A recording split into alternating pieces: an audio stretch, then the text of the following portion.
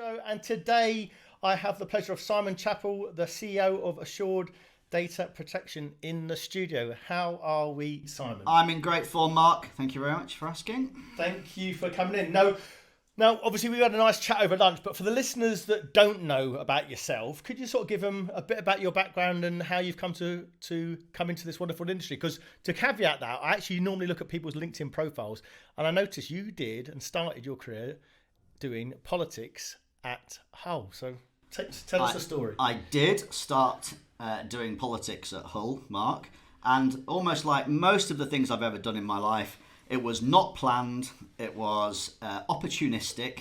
Long story short, I was flunking my A-levels, and my head of sixth form knew the guy who ran the politics department at Hull. He came for lunch with my sixth form master, dragged me along and said, "Oh yeah, I'll give you a low offer." So I managed to squeeze in, and that's been going on for the last 32 years, Mark. And when you graduated, what was the plan? Where did you go? I didn't have a plan, Mark, but I got lucky. I've always been okay with numbers, so I managed to get into the accountancy world. I was offered a job with Arthur Andersen, the big six business at the time, and I spent my first 5 years of my life training to be a chartered accountant, believe it or not. And this is a subject that's come up quite recently, because I've asked a few people on the Channel Chat show about what they think would be the best person to run a company, whether it's a finance person, a salesperson, or the unique mix of the two. Where do you see yourself sitting in that? I think I'm unusual because I am numerate, and I spent 5 years in practice and in industry and finance roles. Then I spent 5 years in private equity. So that's literally my first 10 years of my career.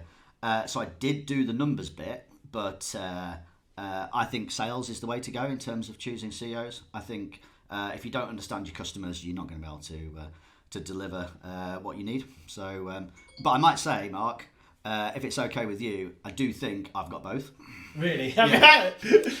Would you call that the unique mix, Mark? Because normally I find the accountants can be a bit boring, maybe not perfect for sort of running companies, but actually for you, I looked at your mix and I thought, actually, he's got quite a good blend of actually sales and accountancy. I've always been. I think even when I was an accountant, I was in sales. Even when I was in private equity, I was in sales, because it's kind of understanding the opportunity and then fitting your the way that you pitch your services to that opportunity. And whether that's trying to buy a business like I was in my private equity career, or delivering accountancy services during my accountancy time. I think it's the same thing. Understand the opportunity, understand the problem, and try and match the fit to it. So I think sales.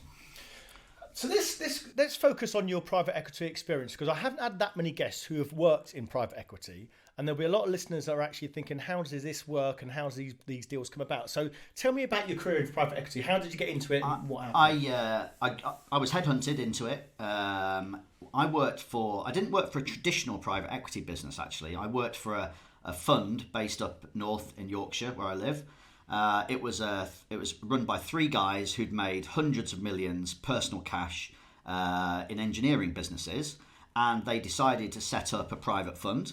It was a tiny business, 10 of us, and we bought about a business every 3 weeks. Wow! And the model was to buy the business, group it with other similar businesses, and then flog it on, or specifically try and IPO it. So it was the most amazing 5 years of my life, but actually I learnt more in that 5 than I had in the previous 25. Really, it was great fun.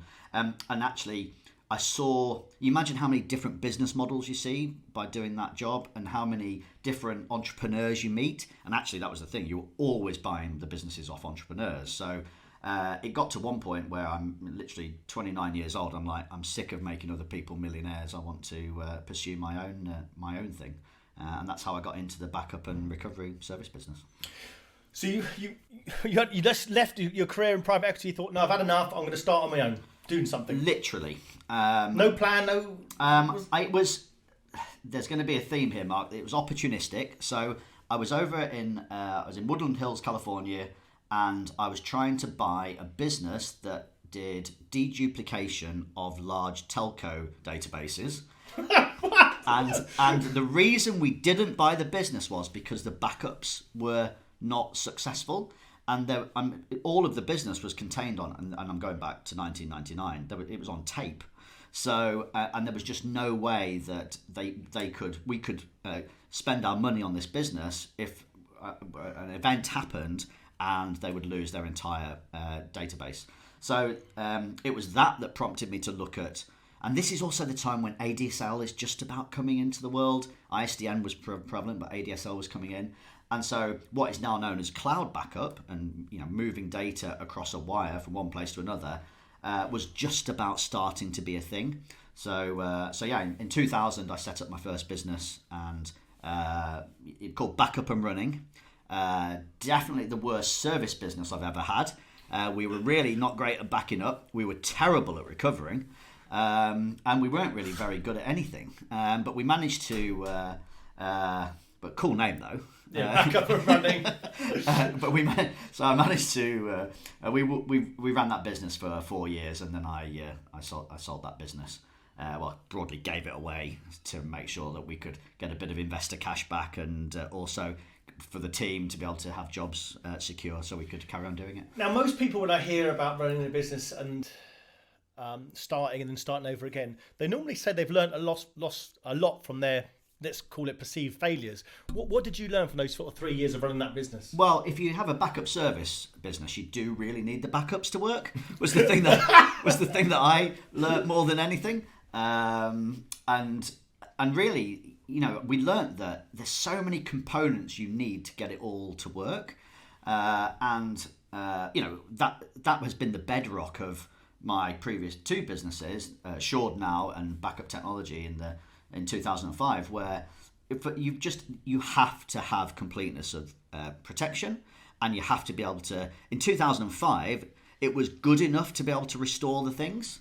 In 2023, you have to be able to restore things sequentially, completely, and incredibly quickly. So all that's happened is it's broadly the same concept. You're protecting people's critical data, but the expectations have risen throughout the 20 odd years that I've been doing this. So let's go into that 2005 journey.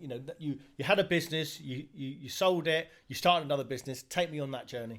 Well, it was really the situation where I'd sold the business, but really, frankly, given it away just to secure our jobs. And the group that we'd sold the business to had very different visions of where they wanted to head. And we were under-supported, and we, as a team, there were only 8 of us. We looked at each other one day and decided that actually it was time to head off on our own again. And we managed to do that. So Backup Technology was, or BTL as we nicknamed it, was formed in 2005. And we were very lucky because some of the customers that we'd had previously who'd maybe left this and hadn't taken the service because we were struggling to deliver, we persuaded them that this new model was good and we'd not let them down, and they did come with us. But it's hairy times. We had no money. We secured a very large legal firm who wanted us to protect their data.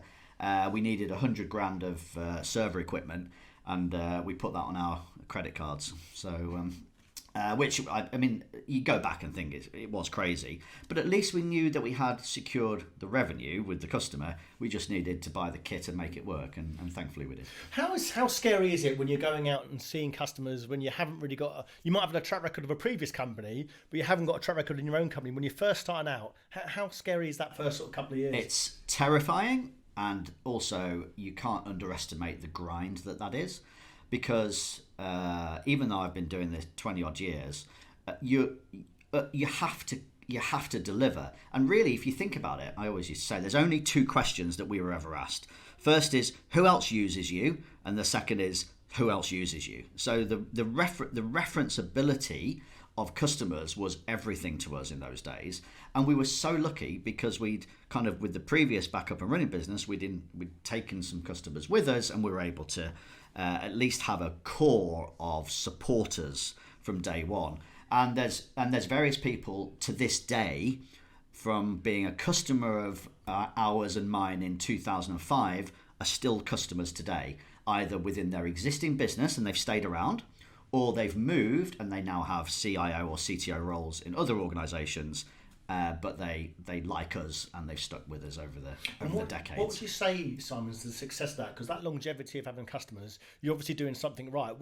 What's the breed of success there? Just the customer is everything, and it's very difficult not to get cliched when you talk about this. But if you're a service business, the only thing that matters is that you are confident you can do what the customer needs you to do in the event of them requiring recovery. And so from our point of view, we moved as best as we could, because in 2005 through 2013 with backup technology, there were certain constraints around being able to demonstrate recovery, but we would just do many tests, and that would give the customers the warm feeling that you could actually, in the event of a catastrophic problem, you would be able to recover you'd be able to recover their data. So that's how we did it. And to this day, one of our core things that we do all day, every day is recover stuff in test.